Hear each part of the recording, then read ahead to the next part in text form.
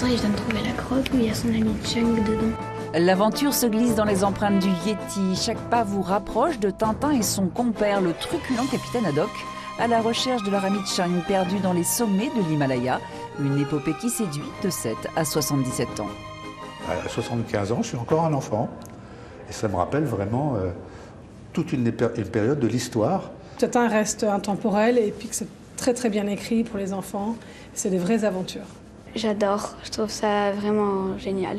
Au travers d'une centaine de planches toutes originales, le visiteur néophyte découvre l'univers de l'explorateur à la houppette. Ça raconte des histoires, comme si des histoires qui ont existé avant. Je lis d'autres BD, mais pas ça, forcément. Je regarde les dessins animés, les séries. Et il y a eu un film aussi.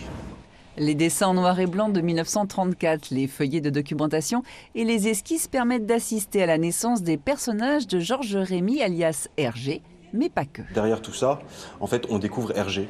Et Hergé, c'est un artiste incroyable, c'est un des plus grands artistes du XXe siècle en réalité. Et c'est une figure emblématique de l'histoire de l'art.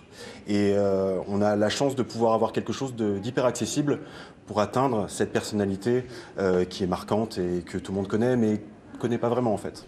Bonus de cette expo gratuite.